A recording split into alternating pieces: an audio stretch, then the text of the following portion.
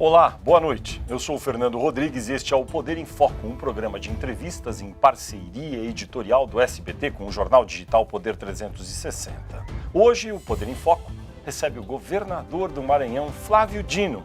Ele é do PCdoB, já foi deputado federal e também juiz federal por 12 anos. Dino é um dos autores da lei da ficha limpa.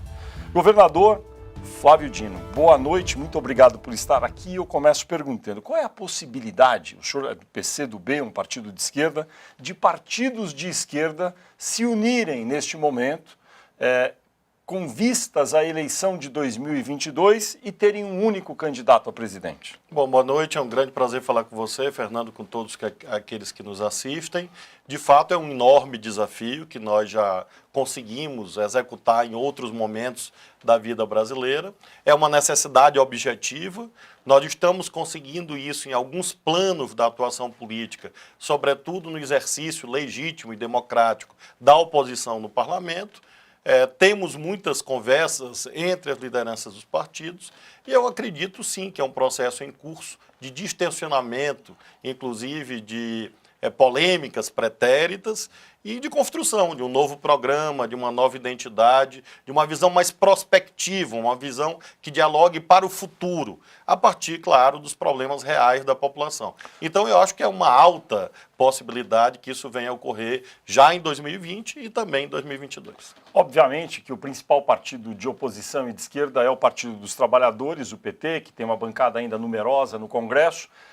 Agora, o histórico do PT, governador, nos indica que seria um fato inédito, de grande proporção, o PT, em 2022, abrir mão de ter candidato próprio para apoiar alguém de outra legenda. O senhor não acha? De fato, é inédito, não há dúvida, porque em 8 eleições presidenciais, o PT esteve presente com grande destaque em todas as ocasiões, e exerce, de fato, um papel dirigente em relação a esse segmento da política brasileira. Nós reconhecemos essa preeminência, esse destaque do PT e do seu principal líder, que é um dos maiores líderes populares da história brasileira, o ex-presidente Lula. As coisas mudam, as dificuldades objetivas vão se colocando, há obstáculos e, por isso, eu acho, sim, possível que em realidades locais, municípios, estados e também, sim, claro, no plano nacional, haja uma abertura maior a essa compreensão de que PT, PCdoB, que são aliados históricos, têm um papel importante, porém não é suficiente na atual conjuntura, tendo em vista que nós temos um enorme desafio. O senhor esteve com o ex-presidente Lula recentemente, foi noticiado. Como foi essa conversa com ele e o que ele sugeriu ao senhor de estratégia até 2022? Eu encontrei o presidente Lula, claro, muito indignado ainda com o processo do qual ele foi alvo, de fato um processo ilegal no que se refere ao seu desfecho. Nós esperamos que essa legalidade seja preservada em relação a ele, em relação a todos os líderes políticos, em relação a todos os cidadãos e cidadãs. Naturalmente, há essa indignação da parte dele, mas, ao mesmo tempo, eu argumentei muito fortemente nessa direção do que tenho chamado de frente ampla, ou seja, essa compreensão de que a esquerda sozinha não dá conta da resistência ao bolsonarismo e a reconquista do comando central do país e tive muita acolhida, de modo que ele me estimulou, me impulsionou a continuar com esse trabalho de diálogo com várias correntes políticas e fiz questão de frisar, e tenho frisado publicamente, inclusive para além da esquerda, uma vez que, por exemplo, a vitória eleitoral do presidente Lula em 2002 só foi possível na aliança com um liberal, um empresário de centro, que foi o saudoso vice-presidente José Alencar. De modo que tenho certeza que ele não é obstáculo à continuidade desse processo. É verdade que o ex-presidente Lula sugeriu ao senhor eventualmente se filiar ao PT? Esse diálogo não ocorreu, como já foi esclarecido, porque eu componho, inclusive, a executiva nacional, a direção nacional do meu partido. Seria uma atitude estranha que houvesse esse tipo de diálogo. Não houve. Pelo contrário, o que nós afirmamos foi a necessidade da convergência. Eu tenho defendido desde 2014, portanto, há alguns anos, a ideia de que alianças amplas, como foram feitas no Chile ou no Uruguai, mesmo em Portugal, na Espanha, mais recentemente, são modelos pedagógicos, modelos que ensinam muito para que nós possamos ter essa atitude de diálogo, atitude mais aberta e necessária que nós priorizemos consensos por sobre os dissensos, de modo que não se trata de discutir, nesse momento, filiação partidária. O seu nome estaria dentro do arco de alianças e seria oferecido também como possível candidato a presidente em 2022? Você é um jornalista de grande experiência e grande capacidade analítica e sabe que nós estamos ainda no alvorecer de 2020, portanto, é muito precoce. Seria um enorme equívoco político colocar o carro adiante dos bois, de modo que não existe esse diálogo hoje sobre candidatura A ou B, porque seria um atropelo do principal, que é o diálogo, a abertura, programa, reconectar a esquerda com a população, mostrar que nós temos a oferecer ao país um rumo melhor. E aí vamos discutir mais adiante. É claro que daqui da colar surgem especulações, cenários, que bom, mas não é algo que presida a minha vida hoje, porque eu tenho um pé no chão e sei que há momento para que esse debate se coloque. O senhor é político, está na política eleitoral. Em 2022, o caminho natural para o senhor seria qual? O meu planejamento hoje, que em abril de 2022 eu me desincompatibilize e dispute alguma eleição. O senhor vai disputar alguma eleição? O meu desejo é esse, acho que seria incoerente com a minha renúncia da magistratura. Você disse no começo do programa, eu era juiz federal, podia ser até hoje, seria até os 75 anos, ingressei aos 25, portanto, eu seria magistrado por 50 anos, um cargo vitalício e um cargo muito importante no país. Renunciei a isso. E, obviamente, fiz uma opção de vida e, portanto, uma opção consciente e consistente, de modo que desejo continuar na política eleitoral enquanto tiver apoio popular e apoio das forças políticas que têm sustentado a minha atuação no nosso estado, no Maranhão. Governador Flávio Dino, o senhor também conversou, além de Lula, com Luciano Huck, que é apresentador de televisão, empresário, e volta e meia aparece como uma pessoa que desejaria entrar para a política eleitoral. Que tipo de aliança poderia ser feita das esquerdas, das oposições, com alguém como Luciano Huck? Recentemente, uma alta autoridade federal fez um vídeo de inspiração nazista. Um senhor cujo nome eu não lembro, que era secretário de Cultura, alguma coisa assim.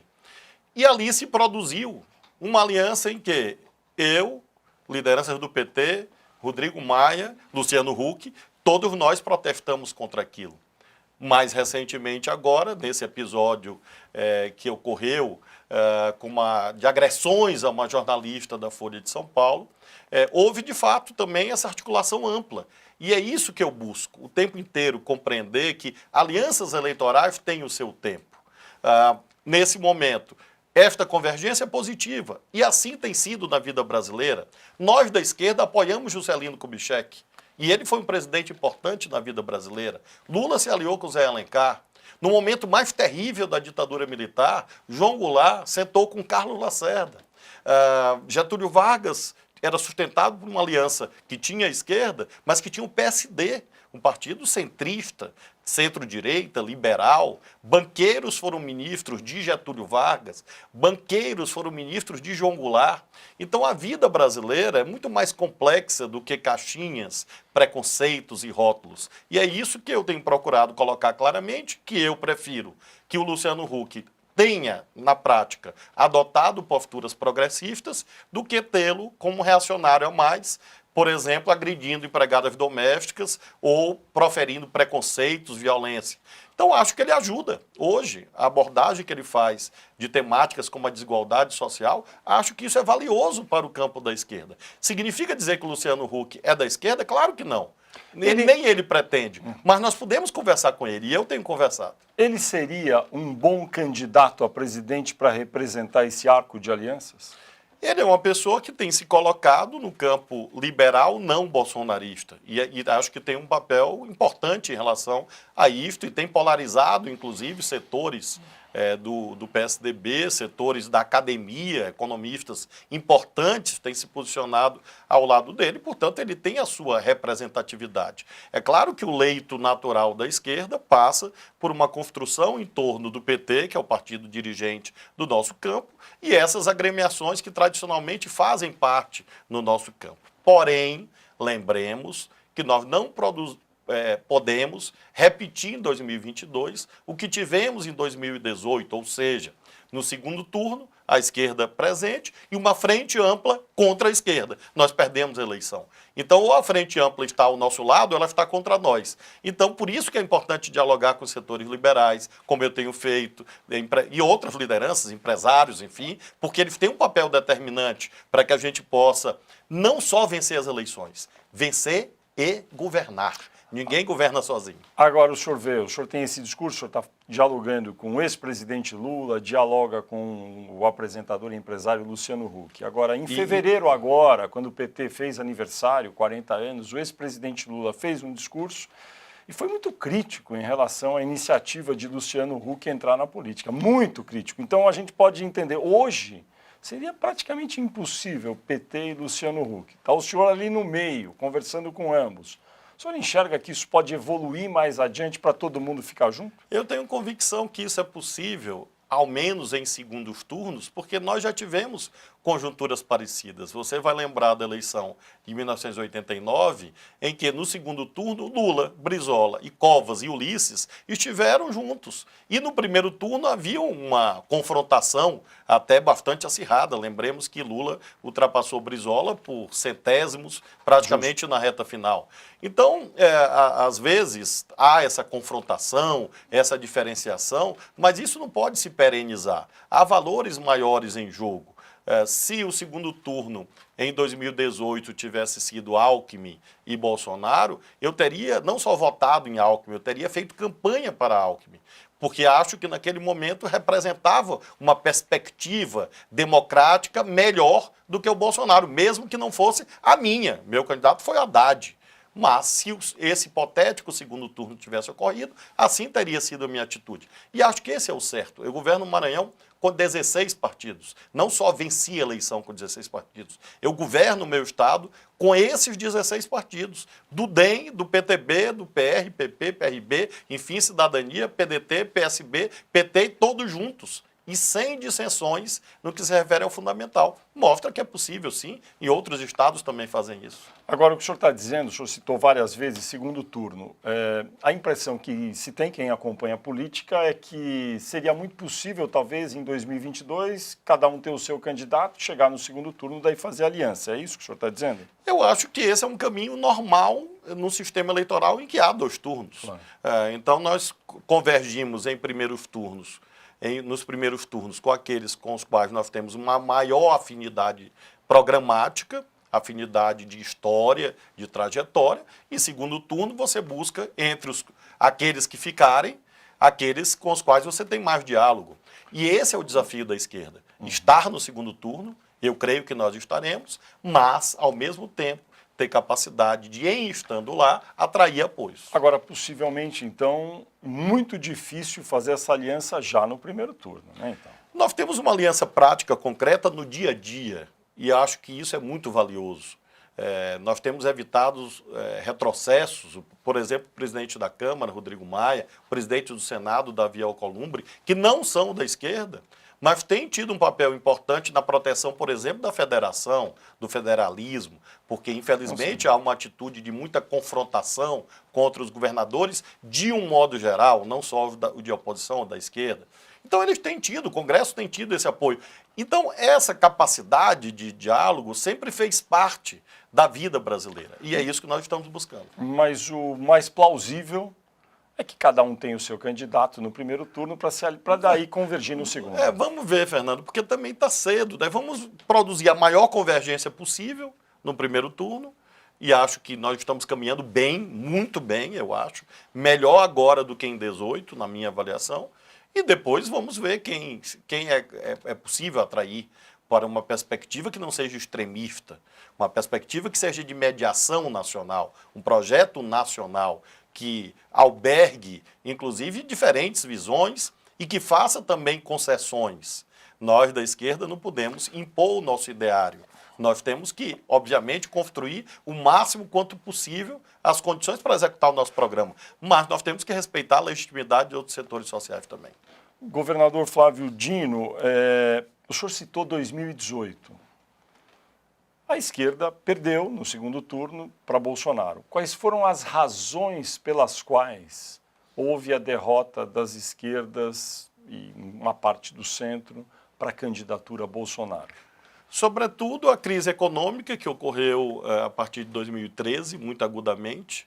Isso criou um ambiente equivocado, porém percebido objetivamente como sendo de responsabilidade exclusiva da esquerda, e ao lado disso houve um isolamento político. Então, a soma dessas duas questões determinou, infelizmente, a vitória do Bolsonaro. Quem foi o principal responsável pela crise econômica que se abateu sobre o Brasil naquele período? Evidentemente, quem dirigia o país naquele momento éramos nós. Então, nós temos responsabilidade sobre isto, porém não exclusiva, isso que eu faço questão de dizer. Por exemplo, as desonerações tributárias, que todo mundo reconhece que foram excessivas e equivocadas porque agudizaram a crise fiscal. Você que acompanha a política, todos que estão nos assistindo, sabem que grande parte das desonerações foram feitas no Congresso Nacional, com emendas parlamentares de vários partidos. Havia as pautas bombas. Então, houve desacerto na condução da política econômica? É claro que houve. Sobretudo na forma como a então presidenta Dilma quis executar a chamada agenda Fiesp. A agenda, por exemplo, de redução de juros. Mas ela que quis. Sim, a Fiesp, que é uma entidade do empresariado brasileiro, apresentou a agenda e erradamente, claro, erradamente naquele momento, havia a visão segundo a qual, diminuindo energia, reduzindo juros, fazendo desoneração como o Plano Brasil Maior, isso ia relançar a economia, ia gerar crescimento.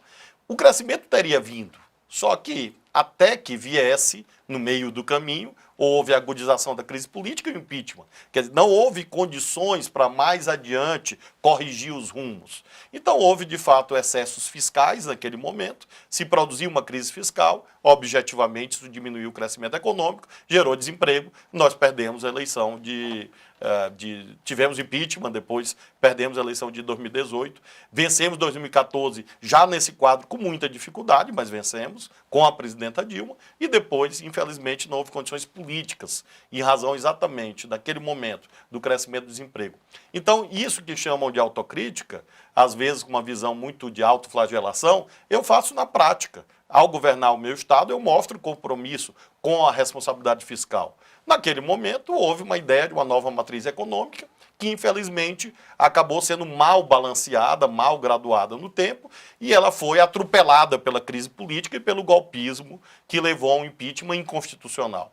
Então, foi uma série de problemas, claro, derivados, inclusive, do nosso campo político. Eu me incluo, porque acho que seria desonesto da minha parte, embora eu não estivesse no governo nesse momento na condução da política econômica, mas o nosso campo político errou na condução da política econômica. Infelizmente não teve tempo de corrigir, mas é um aprendizado. Todo mundo erra. Aliás, política... isso é bíblico. É bíblico. Jesus Cristo que diz. Governador, o impeachment foi presidido pelo então presidente do Supremo Tribunal Federal, Ricardo Lewandowski. Por que foi inconstitucional? O Supremo deixou ser inconstitucional? Infelizmente, sim. O ministro Lewandowski... Participou do que o senhor chama de golpe? Na verdade, não é o que eu chamo, é que foi. Então, mas o Supremo, então, participou do golpe? Na verdade, permitiu, porque havia uma conjuntura naquele momento de isolamento político, como eu acabei de descrever, isolamento político, crise econômica, e o Supremo, naquele momento, adotou uma postura chamada de autocontenção, ou de autorrestrição, ou de autolimitação, ou seja, o Supremo resolveu não intervir. Atuou como guardião das regras do jogo. Você lembra que teve um eliminado o ministro Barroso na ocasião. O ministro Lewandowski foi lá presidir um processo posto no Senado e o Supremo optou de nunca julgar se havia ou não causa legítima. Quando eu me refiro à inexistência de base constitucional, e isso eu tenho absoluta convicção, e não existe um único jurista no país, não há um único jurista que discorde disto, ou seja, de que não havia base material para o impeachment, ou seja, pedaladas fiscais. Pedaladas fiscais foi uma ficção que foi inventada por uma parte da política brasileira para inventar um impeachment como saída da crise. Lamento, foi errado. Governador, duas coisas. Nenhum jurista, nenhum advogado especialista em Constituição concordaria com isso, mas quem apresentou o pedido de impeachment foram advogados reconhecidos, não é? Que defenderam. Bom, tu que o dizes, como dizes que eles são reconhecidos, alguns particularmente eu tenho muitas dúvidas em relação a isso. Alguns eram bem reconhecidos até aquele momento, não é? Miguel Reale. Eu prefiro, Fernando, nesse aspecto não opinar, porque seria antiético do meu ponto de vista profissional. Mas, de toda forma, o fato é que estamos aqui nós dois conversando sobre se foi ou não se foi golpe. Será que isso não é um enrosco para a esquerda e ficar falando e batendo nessa tecla de algo que, enfim, não vai ser mudado? Eu não estou, Fernando, batendo nessa tecla. Eu estou apenas respondendo a tua pergunta acerca das condições que levaram a nossa derrota em 2018, que foi a tua questão. Então, é claro que eu tenho uma visão prospectiva para frente. A nossa agenda hoje tem que ser desemprego, segurança pública, saúde, educação, que o governo atual não está fazendo nada. Essa é a nossa agenda. Agora, até para acertar nela, nós temos que olhar para o passado para, inclusive, aprender com nossos erros. Então, Agora, nós temos que também socializar os erros, porque senão fica essa narrativa ficcional, mitológica e equivocada de que só a esquerda errou. Não. Em nenhuma agenda. Houve corrupção nos governos da esquerda? Sim. Infelizmente, 80% das sentenças da dita Operação Lava Jato, eu teria assinado embaixo. Porque havia fatos graves que deveriam, e como foram, apurados e punidos. Agora foi só a esquerda. Esses métodos de financiamento, de campanha, etc., nasceram quando a esquerda chegou ao poder? Não. Então eu acho que quando se cobra certas coisas da esquerda olhando para trás, é preciso ser honesto, exatamente para não errarmos juntos no futuro. Ou seja, não foi só a esquerda que errou. As pautas bombas lá estavam, as desonerações, a condução equivocada do diálogo político. Veja você, se não tivesse ocorrido o impeachment, não existiria Bolsonaro. A vida é assim. Ou seja, como é que poderíamos saber disso?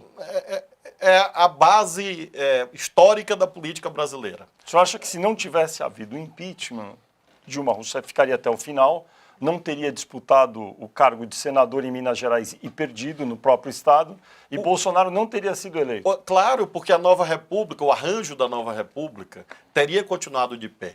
O bolsonarismo é a corrente política de extrema-direita que destrói o pacto político que foi feito quando da Constituinte, aliás, quando das diretas já, antes, e ele rompe com esse pacto. Não teria ocorrido esta ruptura se não tivesse ocorrido a ruptura do impeachment. E eu gosto, Fernando, de fazer esses exercícios históricos, porque eu acho que eles são úteis para nós que estamos aqui no diálogo da política, mas para a reflexão da sociedade, sejamos de esquerda ou não. Porque nós precisamos ter verdade histórica para o Brasil acertar. Meu ponto não é dizer que a esquerda é perfeita. Perfeição é um atributo divino, só no reino de Deus, no reino dos céus. Claro que nós cometemos erros, mas não fomos só nós. E nós temos que ter essa atitude por lealdade em relação ao passado, mas para construir um futuro melhor para o Brasil. Governador Flávio Dino, o seu partido se chama PCdoB, Partido Comunista do Brasil. Ou li um pouco aí sobre uma discussão, eventualmente sobre tirar a palavra comunista do nome do partido. Qual a sua avaliação sobre isso? Todos os partidos no mundo, em algum momento, já passaram por discussões acerca das suas identidades, suas marcas, seus nomes, seus programas. Inclusive no Brasil. É curioso que haja um patrulhamento contra o PCdoB. Todos podem, menos o PCdoB. Ou seja, nos cobram que nós sejamos dogmáticos. Não, eu não estou cobrando, só perguntando. Não no seu caso. Mas às vezes nos criticam dizendo o PCdoB está traindo o seu ideário. Mas por quê? Uma atualização não é necessária? É claro que é necessária. Isso vai ocorrer? Eu creio que sim. Como poderia ser o nome? Bom, aí é um processo coletivo, mas eu acho que é preciso expressar os desafios da hora presente, até porque na simbologia, foice e martelo, e isso é uma simbologia do século XIX, nós temos outras formas do trabalho humano que têm que estar representadas. Então, é um processo em curso, não está decidido ainda, mas muito provavelmente haverá algum desfecho como outros partidos já fizeram no planeta, inclusive no Brasil. Possivelmente, então, a expressão Partido Comunista, o símbolo, a foice e o martelo podem ser alterados. Sim, podem, porque, infelizmente, por conta dos ecos das ditaduras, se difundiram muitos preconceitos contra a palavra comunista. É uma coisa meio curiosa, porque não há, inclusive, base etimológica, porque comunista, comunhão, comum, comunidade. Então, a origem etimológica da palavra remete só a coisas boas, comunhão, partilha, comunidade. Mas, infelizmente, isso foi satanizado por certas atitudes ao longo da história, da ditadura militar e outras, e, infelizmente, atualizadas agora por esse extremismo. Então, nós temos que adotar uma tática que leve em conta uma tática política, marcas, etc., porém sem alterar o conteúdo. Nós somos um partido de defesa do Brasil, um partido que defende a nação, que tem um projeto nacional e que defende os mais pobres. Esse é o fundamental. De toda forma, para o nosso telespectador entender, o senhor é filiado ao Partido Comunista do Brasil. É correto dizer, então, o senhor é comunista? Graças a Deus. É isso mesmo. Graças a Deus. Na política, na história política brasileira e do mundo, quem seriam os seus, as personalidades que o senhor admira? No momento atual? Não, e histórico, no atual e histórico. No atual momento, acho que o Papa Francisco tem um papel extraordinário, a meu ver, na minha avaliação, é o principal líder mundial. Mesmo hoje. Sobre a controvérsia da atitude dele durante a ditadura militar argentina. Sim, mas todos nós somos sujeitos a controvérsias. Ele é uma pessoa que tem a sua história, os seus erros, etc. Hoje, ele atua muito positivamente. Então, eu admiro muito o Papa Francisco no atual momento. Na história americana, acho que o Obama teve um papel enorme, gigantesco. Acho que Mandela foi um grande líder que nos deu muitas lições. Da União Soviética antiga, alguém? É muito difícil, né? Um contexto histórico muito longe, muito distante da realidade brasileira, e eu realmente nunca abracei essa ideia de modelos. O modelo Ninguém do bloco soviético que o senhor citaria historicamente? Nesse momento, não. O seu partido, num determinado momento da história, gostava muito, apreciava o modelo albanês, Enver Hoxha. O senhor chegou a compartilhar dessa apreciação? Eu sou de outra época, Fernando, eu sou mais novinho. Não, é outro momento histórico. A Albânia, com essa configuração, nem existe mais. Então é um debate realmente fora de lugar, um debate que não faz nenhum sentido. O nosso debate é do Brasil, dos brasileiros, da pátria, da nação, dos desempregados, da saúde que está abandonada, da educação que não funciona, do Enem que não sabem fazer. Esse é o debate do PCdoB. Governador, a gente falou muito de política, eu vou falar mais um pouco. Qual a chance de as pesquisas estarem todas erradas? Porque todas que a gente vê dizem que o candidato do ex-presidente Lula, ou ele próprio, é que tem chances de ir para o segundo turno. Você acha que a tendência pode ser essa mesma para 2022? Se as eleições fossem hoje, estariam no segundo turno o Bolsonaro, alguém que ele apoie, o Lula, alguém que ele apoie. São as duas correntes mais fortes hoje na vida brasileira, sem nenhuma dúvida. E hoje. Então, e daí, para mudar isso até 2022, o que é necessário ser feito, na sua opinião? No caso da esquerda, ampliar a sua união, dialogar cada vez mais, atualizar o seu programa, voltar a se aproximar da população, mostrar as verdades que eu creio que tenho sustentado, e outras tantas, acerca dos muitos acertos do período que nós governamos, distribuição de renda, etc. Então, esse é o nosso desafio. No campo do lado de lá, vai depender de como o Bolsonaro vai continuar a se comportar. Para saber se cabe outro candidato lá, não sei realmente. Isso que o senhor está dizendo, deixa eu perguntar. Governo Bolsonaro, tem alguns acertos que o senhor poderia apontar no governo Bolsonaro ou tudo está errado? É muito difícil, Fernando, porque eu sempre olho para o vértice, para o líder. E o líder, infelizmente, não ajuda, porque ele desconstrói muito, ele desarruma muito, que é o presidente da República. Então, é claro que há partes do governo por exemplo, com os quais nós dialogamos. Há políticas sociais que nós demos continuidade, políticas que vêm do tempo da Dilma, passaram pelo Temer e continuam no governo Bolsonaro. Programas que nós aplicamos, Casa da Mulher, por exemplo, que nós implantamos desde o tempo da Dilma. Então, Em relação a essas questões assim, do dia a dia, nós temos procurado manter uma relação institucional com o governo federal. A nossa crítica mais firme, mais clara e o contraste está no comando, porque o comando de fato é belicista, extremista e atrapalha o Brasil. E isso que deve ser avaliado na minha perspectiva. E a política econômica do governo Bolsonaro tem algum aspecto positivo? Por exemplo, só para recapitular, neste governo Bolsonaro, o dólar foi para um patamar muito mais alto, o juro da economia básico é o menor juro da história, desde que existe a taxa Selic, e a economia cresceu 1% aproximadamente em 2019, deve crescer aproximadamente 2% agora em 2020. E é uma política liberal de privatização, de diminuição do Estado. Tem algo aí que o senhor faria algum reparo, está tudo errado ou algo sobra? Evidentemente, a redução da taxa básica de juros é altamente positiva, eu mesmo defendi isso durante alguns anos. Lamento que ela não tenha chegado à economia real, porque o spread bancário é ainda muito alto, porque você tem que enfrentar os monopólios Sim. e os lucros obscenos dos bancos, porque essa taxa de juros é a taxa de juros real que pode movimentar a economia. De todo modo, é claro que esse é um aspecto positivo. A contrapartida foi a explosão do câmbio, que traz muitos problemas para o Brasil. Nós estamos vendo o problema dos combustíveis, que estão indexados a essa temática do câmbio, a risco, inclusive, de inflação. O crescimento, eu espero que se confirme 2%. É muito pouco, mas é melhor do que zero, óbvio.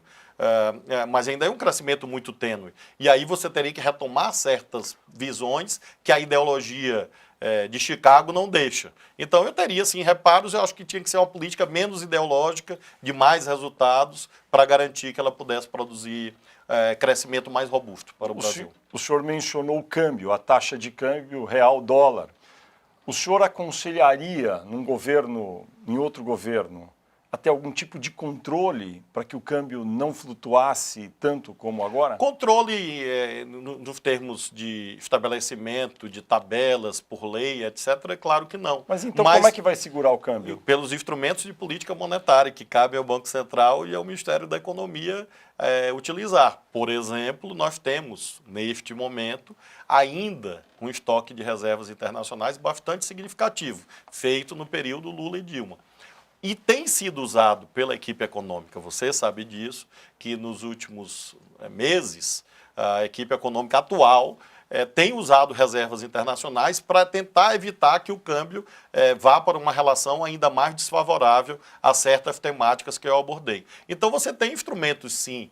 O Banco Central tem instrumentos para, sem haver intervencionismo normativo, manter o dólar num patamar razoável. Havia uma sobrevalorização do real sobre o dólar, isto é um erro, isso atrapalha as exportações, por exemplo, e agora nós fomos para o outro extremo. Será e nós temos que corrigir isso. Porque se a gente pega a inflação do plano real, o dólar teria que custar muito mais do que R$4.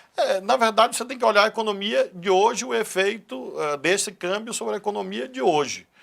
E este câmbio não é adequado para uma temática. Vou te dar um exemplo só que interessa às milhões de pessoas do nosso país. Preço do gás de cozinha, preço da gasolina, do diesel, em larga medida deriva do câmbio, porque a Petrobras decidiu, e não vou entrar aqui no mérito se decidiu certo ou erradamente. Na minha visão, erradamente. Mas o fato é que decidiu de indexar os seus preços ao mercado internacional, ao dólar. Quando o dólar dispara, é claro que o gás de cozinha vai a R$100. E isso é errado. E tem que ser corrigido. E nós estamos falando de problemas reais do Brasil. O que o senhor proporia? Proporia, por exemplo, usar um pouco mais de reservas para conter a taxa do dólar, fixar um valor máximo para o gás de cozinha, por exemplo? Eu acredito que seria necessário, sim, nós retomarmos políticas no âmbito da Petrobras que levassem em conta a sua responsabilidade social.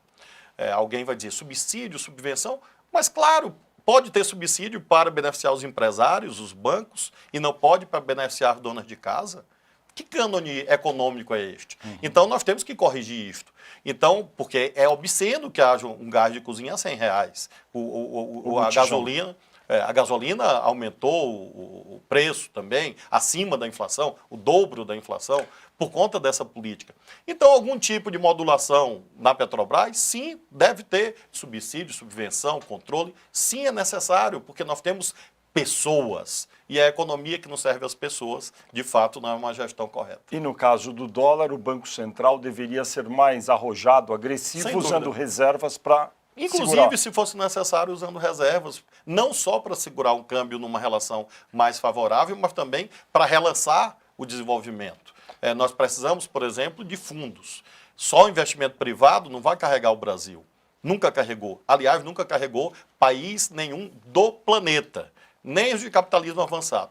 Então, o Estado não pode ter uma atitude tão absenteísta, tão ausente, que acredite que apenas o livre jogo de força de mercado vai resolver o problema do crescimento brasileiro. Que você sabe que se não for acima de 3%, não é crescimento. Na verdade, você está minimizando danos com um crescimento de 1%, 2%, mas nós precisamos crescer acima de 3%. E para isso você precisa de fundos públicos, que inclusive alavanquem investimentos privados para aí a economia crescer. O senhor recomendaria a privatização hoje de quais empresas estatais federais? Aquelas que não cumprem nenhuma Por função exemplo? social. É difícil imaginar, porque há algumas empresas muito pequenas, é claro que elas não cumprem nenhum papel, mas esses setores estratégicos não estão sendo privatizados. É importante dizer isso aos brasileiros. Na verdade, eles estão sendo vendidos para empresas estatais de outros países. Na verdade, o que se chama de privatização no Brasil é desnacionalização. Você está tirando do controle da Petrobras, que é uma estatal brasileira, e entregando para a estatal chinesa, para a estatal norueguesa. Então, isso não é um programa de privatização. Então, eu sou contra que o setor de petróleo e gás seja entregue totalmente a este mercado internacional. Os bancos, nem pensar. Nem pensar. Nem pensar. Banco do Brasil, Caixa Econômica, tem um papel social gigantesco. Porque nós temos que pensar o Brasil. Nós temos que pensar o Brasil como ele é. Eu, Fernando, acredito muito na nossa pátria, defendo a nossa soberania. Soberania científica e tecnológica, energia, nenhum país do mundo abre mão disto. São atributos de soberania, ativos estratégicos, água, energia, petróleo. Nenhum país do mundo abre mão disto. Por que o Brasil tem que ser condenado a vender a sua soberania para estatais? Faço questão de frisar. Estatais de outros países. Isso está errado. Agora, tem uma pequena empresa, outro dia eu vi o Paulo Guedes falando, tem uma empresa X que não cumpre nenhum papel. É claro que ela deve ser fechada, vendida. Eu mesmo vou vender agora ações da nossa empresa de gás, a Gasmar, uma empresa estatal de gás. Não, nesse momento, nós temos participação privada, o Estado tem algumas ações, já é uma empresa público-privada, e eu vou vender ações. Então, eu não estou dizendo que sou contra qualquer privatização, qualquer concessão, porque eu próprio faço isso. Agora, setor estratégico, jamais. Isso é defesa do Brasil, porque você não pode praticar um patriotismo farisaico, que são aqueles que choram, fingem chorar quando ouvem o hino nacional, fingem chorar quando veem a bandeira nacional e depois vendem as riquezas nacionais para o controle de outros países do mundo. O senhor mencionou a Gasmar, eu já ia mencionar, que bom que o senhor citou. No caso da Gasmar, a venda não poderá ser para empresas estatais de outros países, essa venda de ações? Tem alguma restrição? Não, pode ser. Aí é o livre jogo das forças de mercado. O que eu estou alertando é que nós não podemos chamar de privatização aquilo que não é. Você tem que chamar as coisas com o nome certo. No caso da Gasmar vai ser o quê? Eu saberei após o resultado. Mas nesse momento eu não posso Mas eventualmente, se for uma estatal de outro país... Não, eu não posso estabelecer limites a isto. Eu poderia decidir fazer ou não fazer. Eu decidi fazer porque considero que, neste caso, não há uma perda estratégica para o nosso Estado. Agora, no caso do petróleo, eu não faria. Da Petrobras, eu não faria. As distribuidoras de gás, por exemplo, o senhor não vê papel estratégico, elas poderiam ser vendidas para empresas privadas brasileiras, estrangeiras ou estatais estrangeiras? As distribuidoras, sim. Eu estou falando dos campos de petróleo. Eu estou falando disso. Essa concepção do poço ao posto e do posto ao automóvel, que foi o motor do desenvolvimento brasileiro durante décadas, é claro que ela pode ser revista. Então, um ou outro elo da cadeia você pode vender. Agora, alienar o controle dos campos de petróleo do Brasil realmente é um imenso equívoco. Governador, ICMS dos combustíveis, o que é possível fazer do lado dos estados? Eu defendo a extinção do ICMS, espero que a reforma tributária faça isso. Cabe ao presidente da República apresentar a proposta ao Congresso Nacional e o Congresso deliberar. Se houver a reforma tributária que eu defendo, é claro que nós teremos uma carga tributária mais justa, que é o que nós objetivamos. O governo federal tem falado no seguinte: fazer uma reforma tributária com o chamado IVA, uma espécie de imposto sobre valor agregado que reúne vários impostos. Só que ele fala é muito difícil, então a gente faria um IVA para o governo federal, IVA dual, e daí outro para os estados, cada um faz o seu. Eu defendo. É um passo tímido, por isso eu defendo o IVA que unifique tudo, inclusive os estados, sob a arrecadação dos estados, que é a nossa proposta, partilhando com o governo federal. E daí já faz de uma vez no Congresso para todo mundo. Claro, claro, porque simplifica o sistema tributário. Nós temos que perseguir, Fernando, dois objetivos: simplificar o sistema tributário, por isso aumentar a competitividade das empresas brasileiras e, ao mesmo tempo, ter progressividade. Grandes fortunas, lucros, dividendos, têm que pagar mais imposto. O senhor tem se reunido muito com seus colegas governadores. De 0 a 10, seu otimismo sobre aprovar uma reforma tributária? Em relação aos governadores, 10. Em relação ao governo... ao Congresso? Bom, eu acho que o Congresso tem um ambiente muito favorável. Espero que o presidente da República não atrapalhe. É o que eu acho. Base de Alcântara, lá no Maranhão. Teve um acordo anunciado aí recentemente para os Estados Unidos usarem a base de Alcântara. Qual a vantagem tem para o Maranhão? O acordo não é para os Estados Unidos usarem a base de Alcântara. É para qualquer empresa do planeta, seja dos Estados Unidos ou não, seja da Itália, do Canadá, que use tecnologia americana, poder lançar foguetes de Alcântara. Como 80% da tecnologia do mercado aeroespacial é americana, é um acordo de propriedade intelectual, de proteção e salvaguardas tecnológicas, desde que não haja ampliação da base. Eu sou a favor que ela seja usada, é um investimento do povo brasileiro, e acho que esse acordo pode permitir que nós tenhamos uma transição. Enquanto nós não temos o nosso próprio programa aeroespacial, nós permitimos que empresas de outros países do mundo, inclusive dos Estados Unidos, de qualquer país que queira pagar, façam seus lançamentos no Maranhão. Tem uma proposta no Congresso que fala na redução dos municípios. Cidades com poucos habitantes e que tenham menos de 10%, ali uma coisa assim, das receitas próprias, seriam incorporadas aos municípios vizinhos.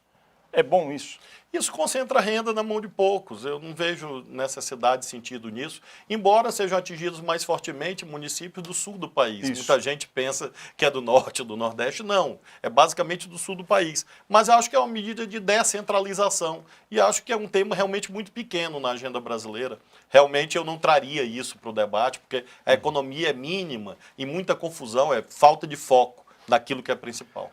Por falar nisso, tem uma proposta também polêmica, aliás, várias propostas que tocam nesse tema dentro do Congresso, que vem a ser a redução do número de deputados e de senadores para que o Congresso desse uma espécie de exemplo que teria pouco ganho financeiro, mas um exemplo político da sua boa vontade para melhorar a governança. Isso é bom ou ruim? Para que reduzir a política? O Brasil precisa de mais democracia, portanto, uma atividade política melhor. Não interessa a quantidade, interessa a qualidade. Mas e o custo? Então, como você mesmo mencionou, você traz esses temas para a agenda como se isso fosse resolver o problema do país. Mas não é um bom exemplo, um gesto? O bom exemplo que falta hoje para o Brasil é aqueles que têm iate, helicóptero, jet ski, que têm patrimônios milionários, os bancos que têm lucros gigantescos, se submeterem ao regime tributário praticado na OCDE, já que a OCDE, o clube dos países ricos, é o modelo para o atual governo, basta praticar a média dos tributos sobre os ricos, que a OCDE pratica, o Brasil anda melhor do que tratar desses pequenos temas que, no que se refere à agenda nacional, pode fazer, pode não fazer, mas não vai resolver o problema do país. O senhor anunciou recentemente um piso de R$ 6.358, se eu não estou enganado, para professores que dão aula 40 horas por semana. De onde vem o dinheiro no Maranhão para dar esse piso para os professores e como está sendo a administração disso no orçamento? A Constituição diz que nós temos que gastar 25% das nossas receitas em educação, nós gastamos 30%. A lei do Fundeb diz que você pode gastar 60% do Fundeb com salários, 40% com custeios e investimentos. Eu decidi que 100% do Fundeb é para salário dos professores e eu retiro de outras fontes, Tesouro, Fundo Escola Digna, enfim, doações de empresas, os recursos necessários ao custeio e investimento. É uma escolha. Eu escolhi a educação e estou feliz com essa escolha. O Maranhão tem escolas estaduais bilíngues. Que tamanho é esse programa no Maranhão e qual a prioridade dele? Nós estamos começando agora o programa bilíngue, nós implantamos ensino de tempo integral, saímos de 0 para 74 escolas de tempo integral e agora nós estamos agregando esse elemento. Nós temos um programa de intercâmbio em que jovens das escolas públicas vão para outros países do mundo, já centenas, quase 500 jovens foram para o Canadá, para os Estados Unidos, para a França. Então as escolas bilíngues se inserem nesse esforço de ampliar as habilidades da nossa juventude. Governador, o turismo é uma das atividades que estão no grupo daquelas para as quais o Maranhão é vocacionado. Tem os lençóis maranhenses. Que tipo de investimento o senhor já fez para melhorar a estrutura do turismo no Maranhão e o que pode se esperar daqui para frente da participação dessa atividade econômica nas receitas do Estado? É uma atividade crescente na nossa economia, graças a Deus, investimentos amplos em infraestrutura turística, no acesso, inclusive, a este parque, é um parque nacional. Nós, inclusive, pleiteamos ao governo federal que nos transfira a gestão do Parque Nacional. Cuidamos das estradas de acesso ao parque, temos obras em andamento, outras já concluídas. Destaco, evidentemente, o patrimônio cultural que nós temos na nossa capital, festas populares belíssimas, carnaval, festas juninas. Então, é um convite que eu deixo a todos os brasileiros e brasileiras que conhecem o Maranhão. Governador Flávio Dino, muito obrigado por sua presença aqui no Poder em Foco. Eu que agradeço. E visitem o Maranhão. E eu agradeço também a você, telespectador, que acompanhou o programa até aqui. Aproveito para lembrar que você pode assistir a esta entrevista nos canais do SBT Jornalismo e do Poder 360 no YouTube. No próximo domingo, logo após o programa Silvio Santos, tem mais um Poder em Foco, sempre conversando com personalidades do ambiente do poder. Eu espero todos vocês aqui. Uma boa semana a todos.